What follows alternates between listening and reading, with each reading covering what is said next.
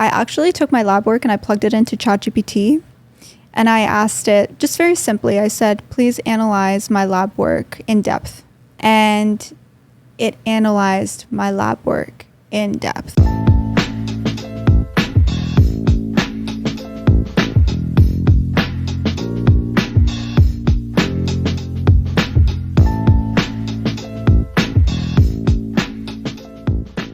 Welcome to the Alfi podcast, episode 29, believe it or not.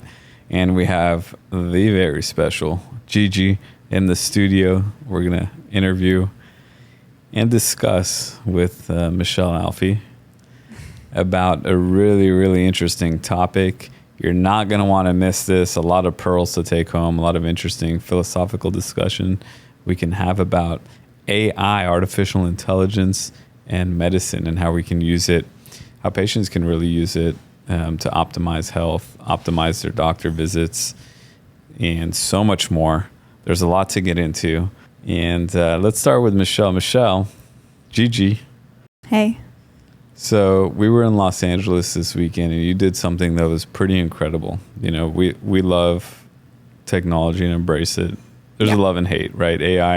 There's a lot of anxiety around AI too, because it's a powerful tool. And a lot is happening, and it's happening fast, and the future is a little uncertain about how powerful and how fast things are going to continue to evolve.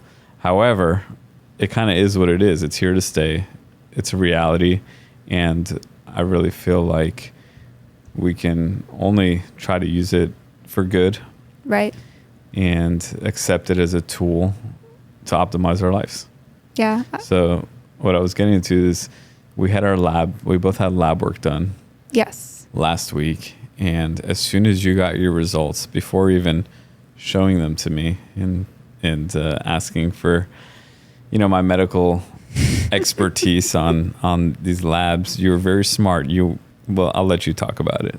Tell me what you did, because we're going to start the segment like this. Well, I'm going to backtrack just a little bit.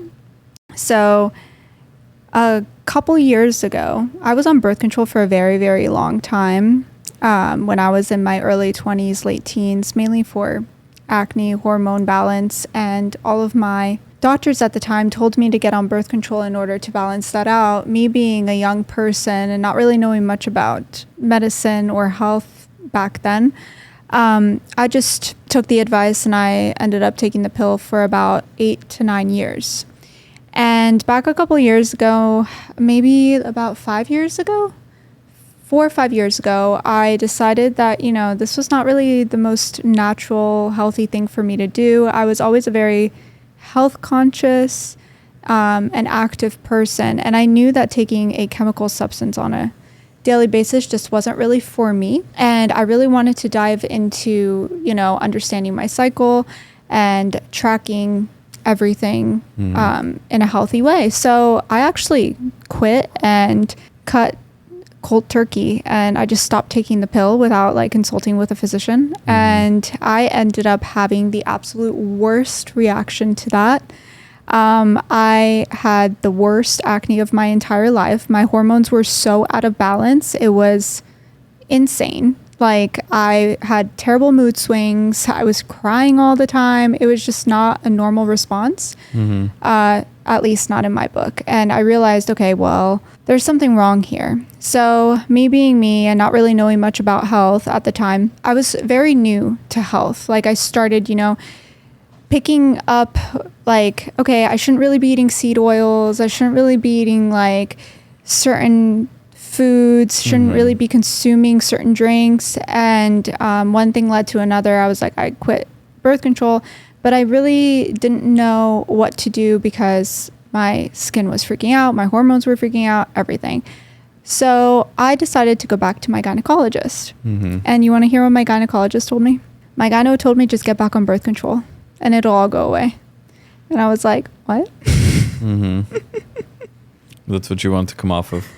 Yeah, exactly. And I was like, what do you mean get back on birth control and it'll all go away? What if I want to have kids in the future? What? Right. What's the game plan? Exactly. So then I was not happy with that answer. So I went to another gyno. They told me the same thing and they added an extra prescription to that. They said I should get on spironolactone if it's an acne issue. Yeah. Which I started doing my own research because I realized, okay, there's something amiss here. You don't want to keep throwing pills. Yeah, I don't want to keep throwing pills to a problem that I know that I have. There must be an underlying issue here. Something's out of balance. I know something's not right. And I don't want to just keep taking pills just to like suppress the issue and just aid the symptoms and not really get to the bottom of the root cause. I don't know if you know this, but if you take spironolactone and you get pregnant by accident and you are pregnant with a boy, they end up underdeveloping their genitalia.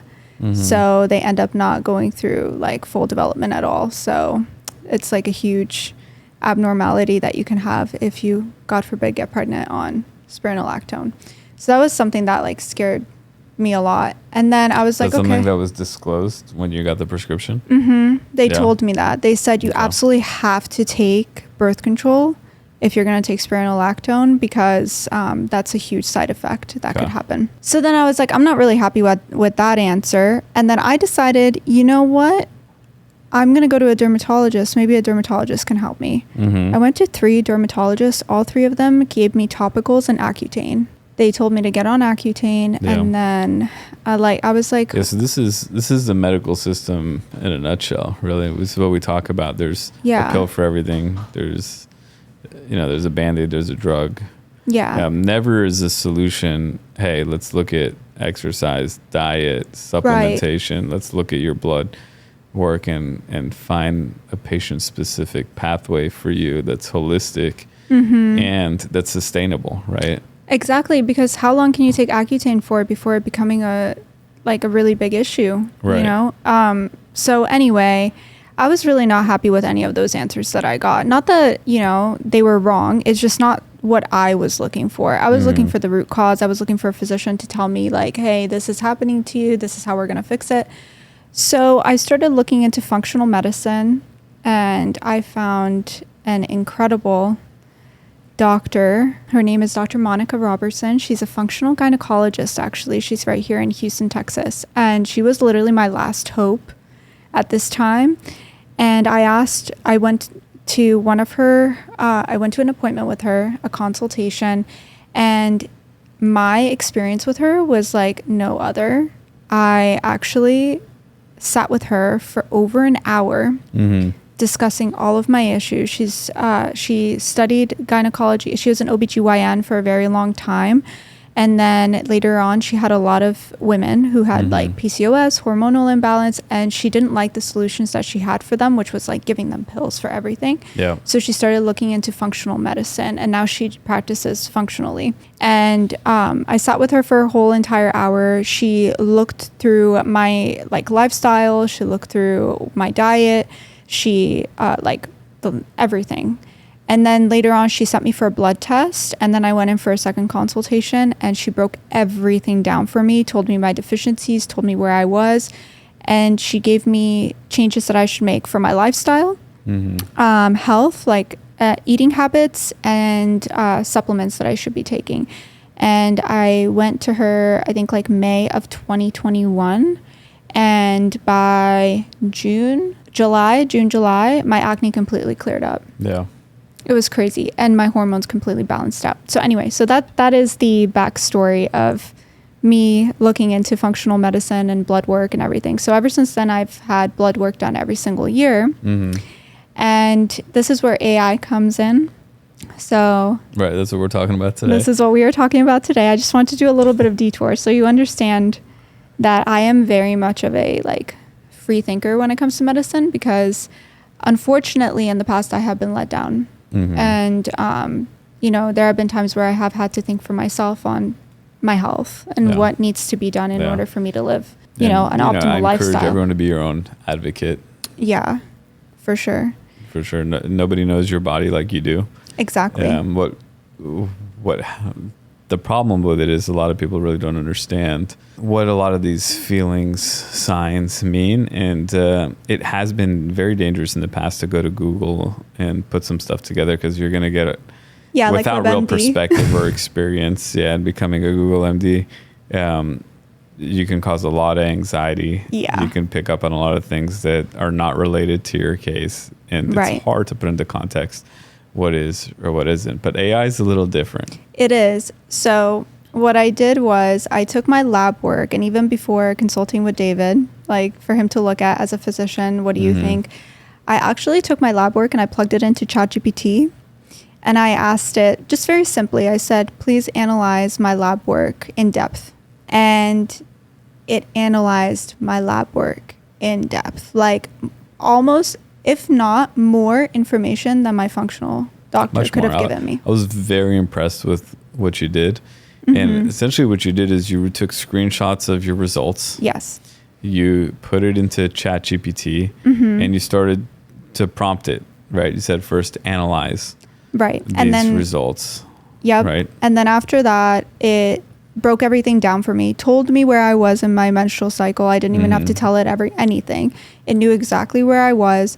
And like looking at the way that it analyzed it, I was like, okay, I'm going to have a little bit of fun with this. Let me see if I can get this tool to give me more answers. And so then I do have an Aura ring. I gave it my body temperature reading because in the Aura app, it actually shows you every single day, if you are a woman, it actually measures your body temperature. And I gave it my body temperature for the month. So then I told ChatGPT, look at my body temperature and my lab results. And I want you to tell me if I am functioning at an optimal level with my hormones. Right. And it gave me answers. And yes, it told me that I am. So then I asked ChatGPT, I said, okay, so I am functioning in a very healthy way, thank God. And my hormones are balanced out. Tell me what changes I need to make in my lifestyle, diet, and supplementation to optimize my health even more. Right. And what are the things that I could do? And ChatGPT laid out not just meals that I can take, but supplements that I can take and a grocery list that I can use to go shopping and get groceries to make said meals. Yep. And then I prompted and told ChatGPT, I was like, okay, you gave me all of this information. Now, what else can I do to make sure that my skin is at an optimal health? Because I am very acne prone, obviously, and hormones play a big part for me. And what I need to do with my skincare that I already have in my cabinet at home in order to optimize my skin. And ChatGPT gave me an entire week of a routine, 7-day routine, morning and evening, on what I need to do to optimize my skin. And then it said, get back to me in 7 days and let me know if this works for you. And then I'll give you a whole month of a routine that you can follow. Right. Yeah, it's really impressive. I looked at the stuff the data that you were getting back. So from a doctor's point of view. From a doctor's point of view. And it's really impressive because what you got was you got pretty much really in-depth nutritional advice, supplemental advice that were really specified down to your condition. Yeah. And what you can really start to do is really start having these conversations with AI. You can continue to push it, right? You can give it, put into consideration, I feel tired at these things. I sleep at this time. I wake up at this time. How old am I? What do I eat normally?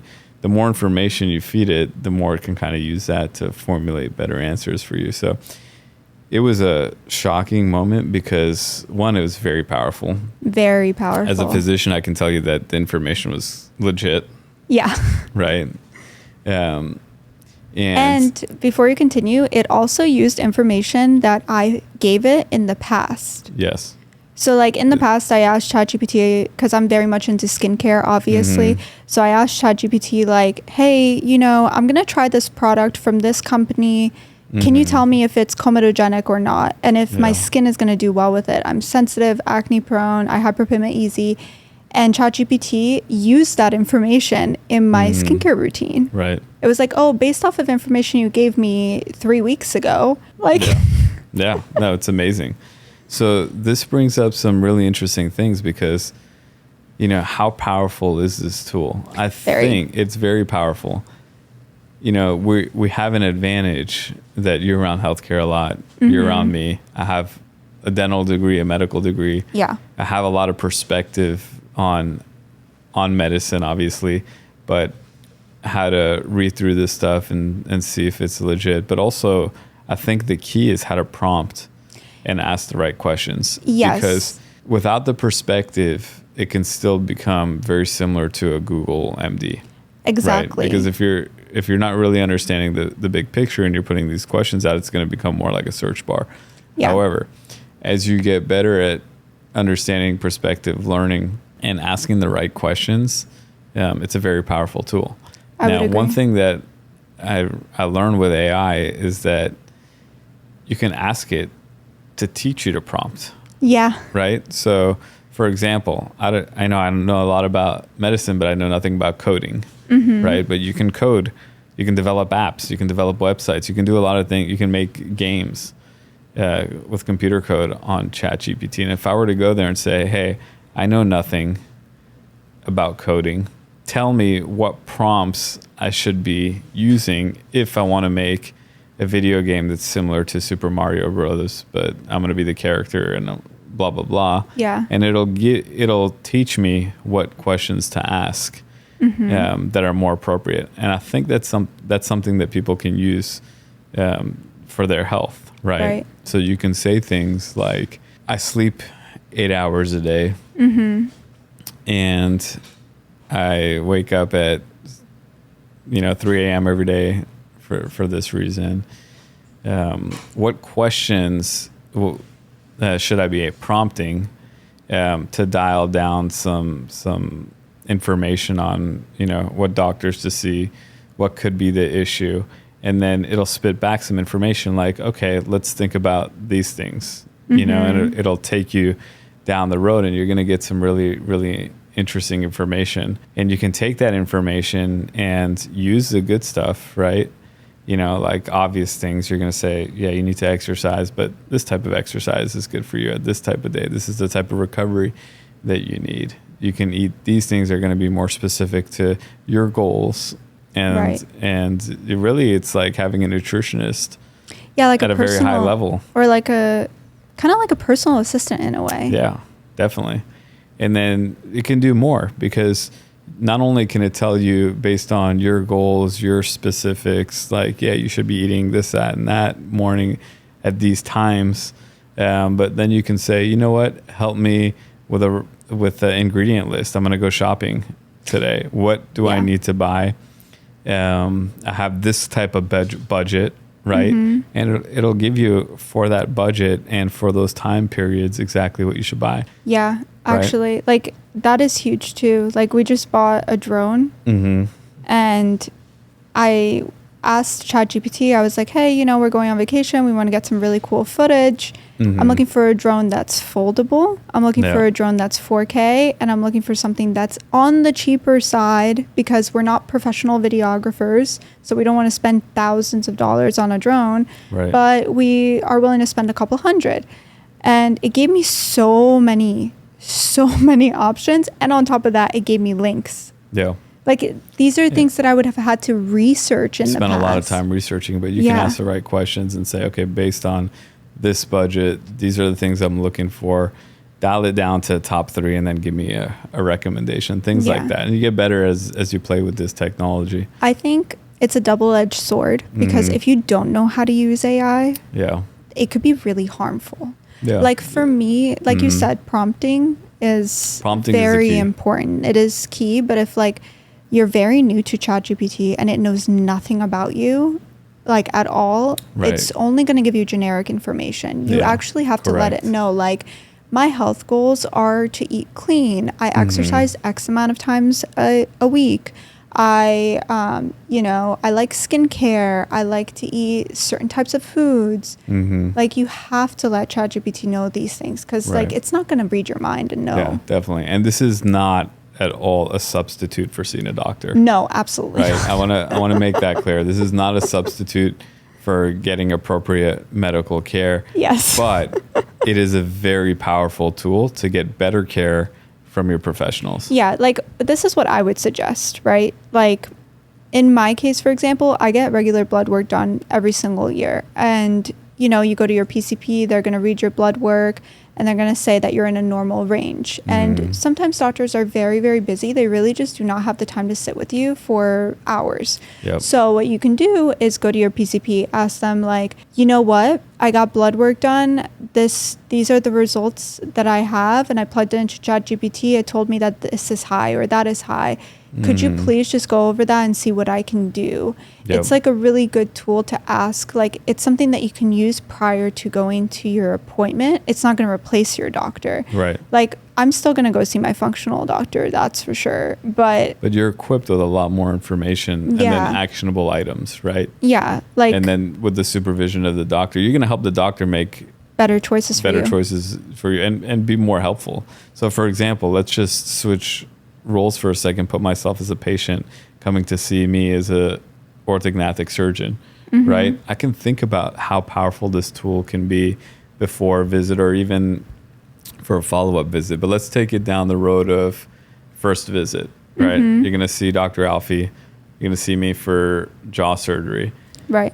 You know, in the past, so many people come here. Obviously, when you go to a doctor, there's a lot of anxiety. And it's because of the unknown. You don't really know what you're walking into. There, for so many reasons, right? It's surgery. There's a lot of anxiety. And you can have all these thoughts and questions. And when you come here and go through a consultation and go home and say, you know what? I wish I said this. I wish I asked this. Because it can be overwhelming. But now you can prepare so easily. So let's say I'm going in because I have an overbite. And, you know, I'm going to see, I think I want jaw surgery. I'm going to go see Dr. Alfi. How powerful is it to go on to AI and say, you know what? I'm 44 years old. I have an overbite. I don't sleep so well. Sometimes I snore. My goals for seeing this doctor is, you know, I want to fix the bite. I want to get, you know, there are things that I have like headaches, neck pain, shoulder pain. I have, you know, a rash here, whatever it is. And you can spend time putting all the things you're concerned about, all the questions you have, and put it into ChatGPT. And then you can say, you know what, I'm going to see this doctor. Can you formulate a summary of the questions I should ask, the symptoms I should make sure to say when I'm there? And formulate it into some kind of checklist or a summary or whatever you want. And then you come so much more prepared. And then for me is now back into the physician role as the surgeon that's consulting, you know, I have the ability to answer all the questions that this patient have, really get all the symptoms and signs, you know, subjectively, objectively that the patient had. We didn't miss anything there. And the visit can be so much more productive, right? That's just a first visit. Imagine, you know, then going into surgery and saying, all right, what questions should I have in pre-op visit? These are the, you know, knowing me, these are the things that I'm concerned about. These are my support system, and get really personalized. What we're all about is customized care, personalized medicine. And I think this helps. This is such a powerful tool for precision medicine because you can really use this amazing technology to dial down something specific for you, right? And not only now are you informed, you know, what are the risks? What questions should I ask about risks? You know, what should I be anxious about? What should I not be anxious about? That's a lot of recovery is anxiety from the recovery. So now after surgery, it's like, okay, I had surgery. This is a picture of the instructions from the doctor. This is a picture of the discharge note. What are these are the prescriptions these are pictures of the prescriptions that I got. Can you write down a summary that's easy for me to follow about my recovery? You know, what to take when. It'll make a checklist for you, specific to your recovery, things that I should be looking out for. And then while you're going through, it's like, you know, this is my temperature. These are the things. What should I be concerned about? What should I ask my doctor? It can really help you through that surgical recovery and help your doctor help you exactly better. I think this is where this tool is really beneficial In healthcare? In healthcare can really make the exchange a lot better, because there's access to care and alleviate anxieties, but you got to take it into perspective and have that supervision.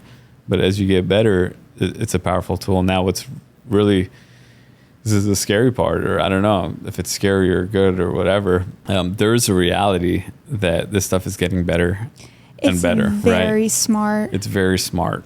It's very, like, it's smarter than most people. For sure. Without a doubt, it has access to information instantly and can pull it together. It has access to everything that everybody has ever asked. Right. So it's powerful. Yeah. There will be a time where it can really triage and take away doctor visits. Yeah. Right? This is a reality. Yeah, because, I mean, I've seen iRobot. I know where it's heading. Mm-hmm. The only thing is, I think there's two sides to this.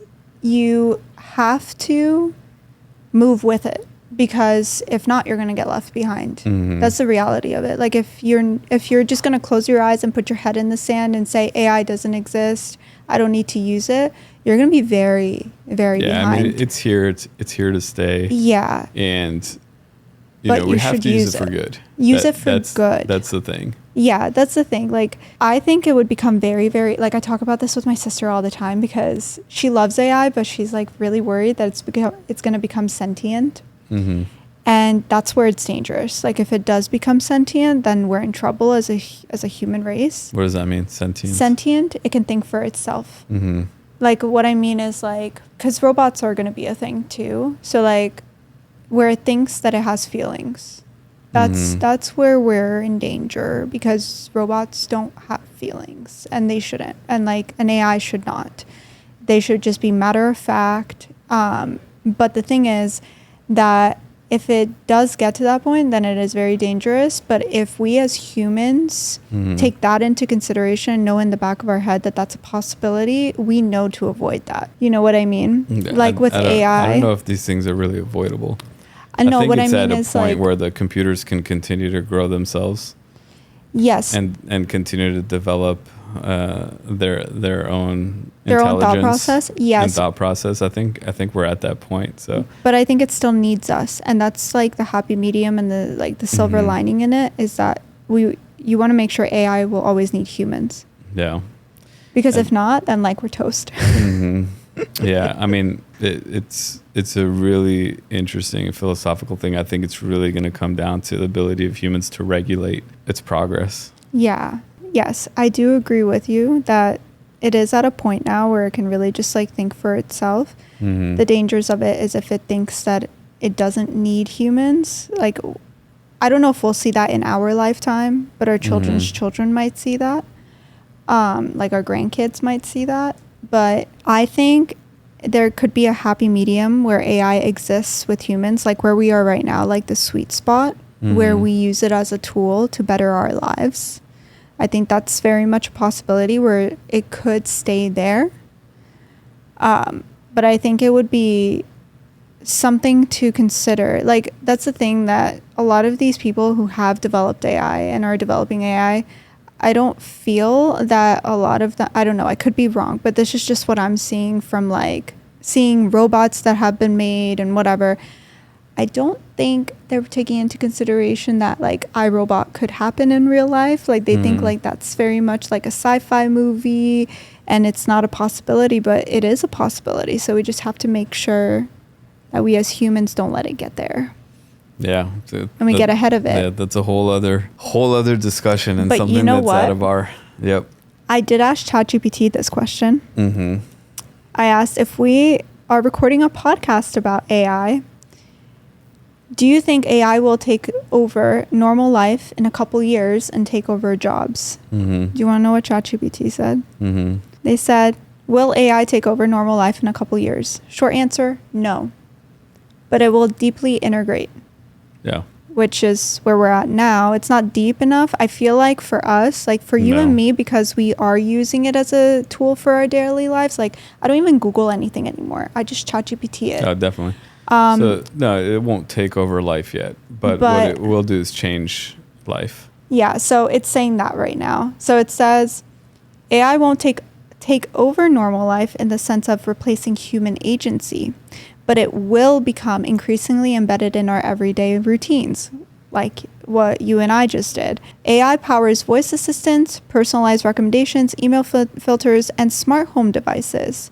So in the next few years, we can expect more seamless automation in everyday tools like smart calendars, intuitive voice interfaces, AI-based tutors, and health tracking apps. We already have the health tracking apps. Hyper-personalization in content, shopping, and services. I think that's very much true for me, the hyper-personalization. Enhanced decision-making tools for everything from meal planning to financial investments. Yeah. We already do this. It's a real equalizer. Yeah. Because, knowledge used to be very valuable, and expert knowledge used to be very valuable. But that's changing very quickly. Yeah. And, we're talking about medicine. This is where it's really interesting to me, is what does it do to healthcare and medicine? And I think it's a huge disruptor. It's a disruptor, but it's also pushing physicians, healthcare professionals to do well. That physicians always want to do well, but it's going to change their roles, really. Yeah. Because, for good too, because there's an access problem in healthcare. There's no denying that. Yeah, there is. Not only are there not enough providers that are accessible, it's not affordable to everybody. Seeing specialists isn't exactly the easiest thing. To get great care. Yeah.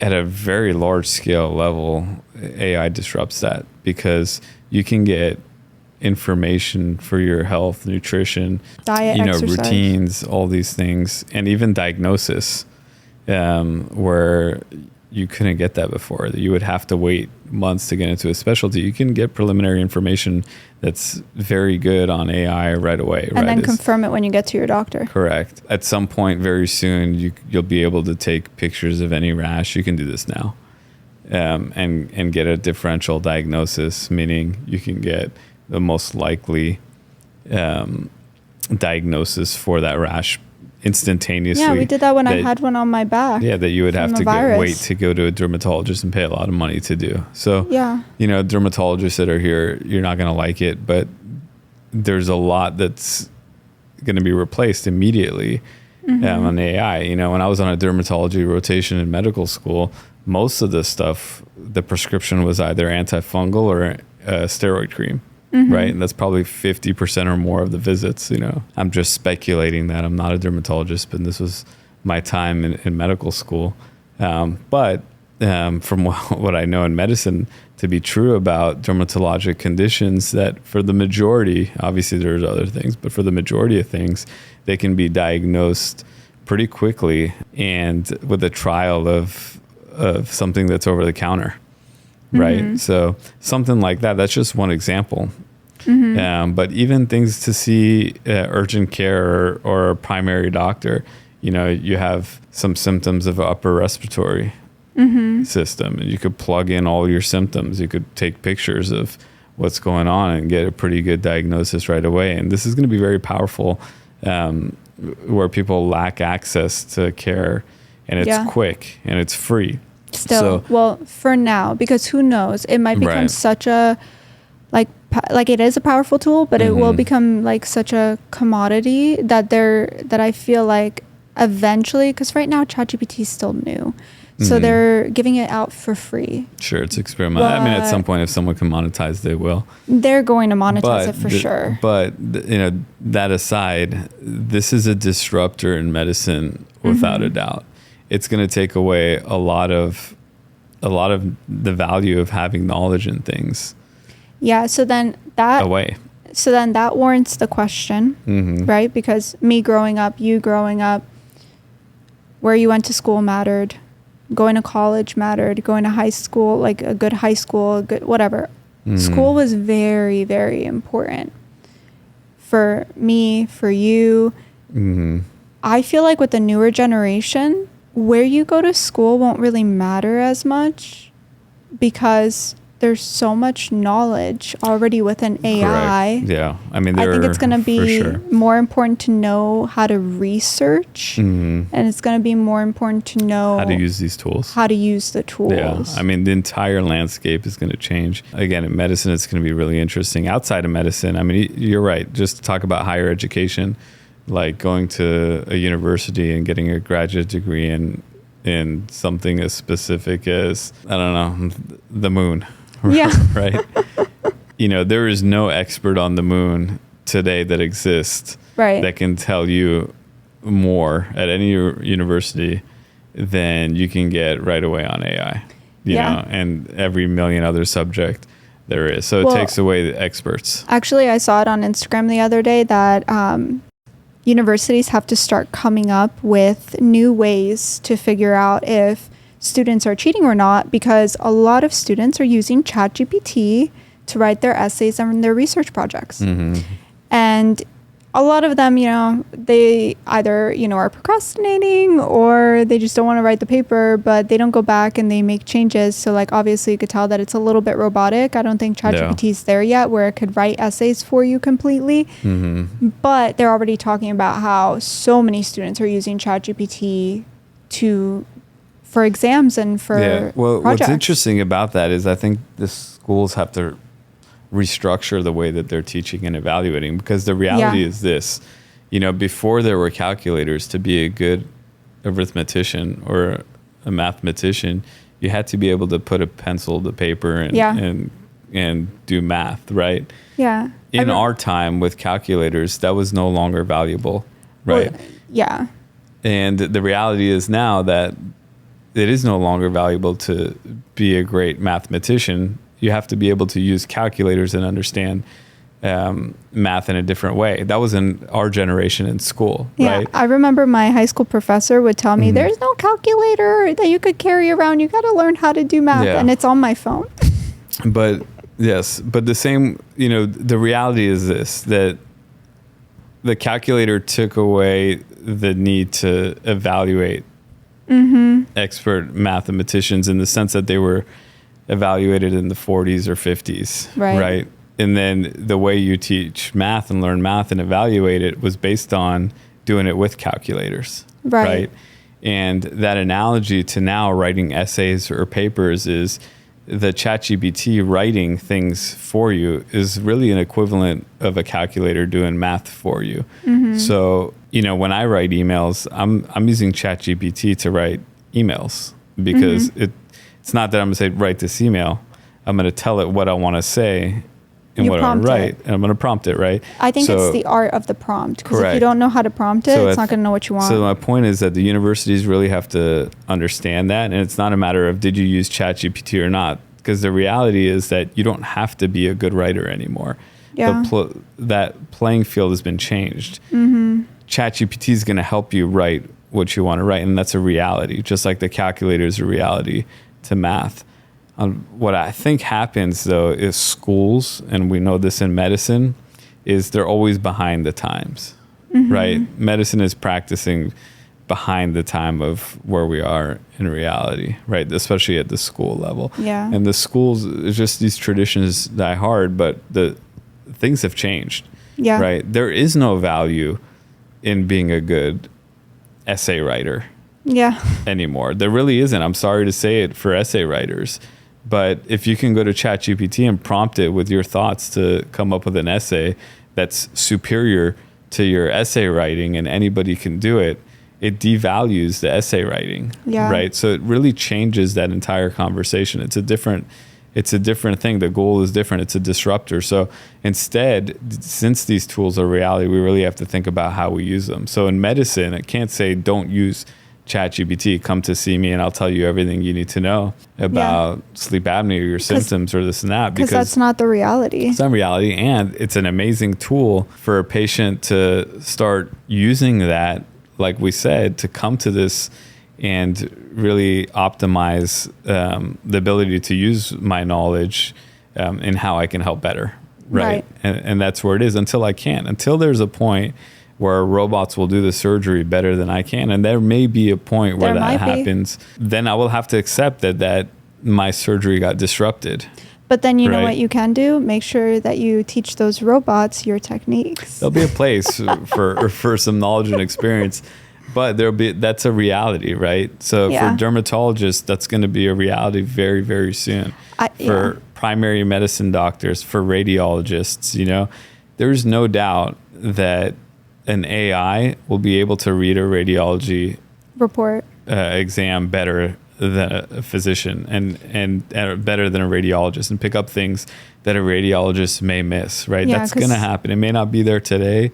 It probably is. But the technology is there to do that, right? There are tools that do that. And right now it's to the point where, radiologists are using these tools. Professionals are using these tools. But at some point, the tools won't need the professionals. And that's the reality too. Yeah. Right? So we have to evolve around that. And that's why these are interesting discussions to have. At the moment, like you said, you can use your ChatGPT, take your lab reports, take your pathology results, take your reports, put them in there and learn more from them, because that information, and learn them to your degree of understanding. Explain it to me at a 5th grade level. Okay, I understand that. Now let's take this point, let's take it to another level, formulate based on the things that I need to know going into this visit. What do I do to optimize my recovery? What are my options? Help me make decisions on these things. This is where it's a really valuable I agree. tool. I agree 100%. And I think AI is something that you just have to roll with. Mm-hmm. And like I said, you can't just put your head in the sand. We gotta, it's moving with us. Mm-hmm. It's gonna leave you behind if you decide not to use it. Yeah. The good thing is that its ability to optimize efficiency, I'm all about efficiency. Yeah. It's amazing, right? It can make things so much more efficient. It can really take away a lot of tasks that took time away from you, and help you find more time to sleep. Exactly. Right? And exercise. Time Use for those yourself. tools to optimize your meals, your biohacking routines, your stack, and sleep 8 to 10 hours a day, where because these tools are there to really help us do those things. I agree. And it's like, if you are very new, very green to health, and you want to know better, and you want to know how to optimize your health and live a better life, longer life, it's such a powerful tool, because then if you don't know what kind of foods you should be eating, you can ask ChatGPT and ask it like, well, what kind of like nutritional value of certain foods, and you can ask ChatGPT to lay that all out for you. And the really cool part about it is when you get all of this blood work done and you know what your deficiencies are, and you ask it to analyze it for you, you can actually start working on those deficiencies even before your appointment. Or you can compare thoughts as well. So like you could be like, okay, well, this is what ChatGPT told me. Doctor, what do you think? And then they can say like, use it as a calculator for exactly what you're doing.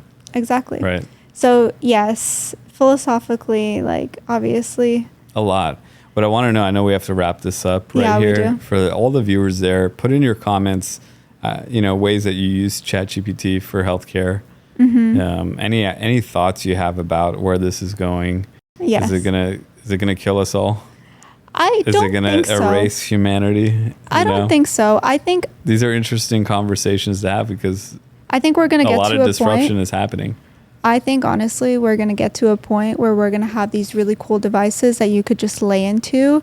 And after 5 minutes of laying there, it's going to be able to cure cancer. It's going to be able to cure. Yeah. That potential is there. I think that we're going to get there. The ability to do precision medicine, AI is a great hope for that. Absolutely. For sure. And personalize. All right, you guys. So comment below, like, subscribe, share. Don't forget. Gigi, who's the best basketball player of all time? Dr. David Alfi. Oh, I like that. Actually, he can dunk.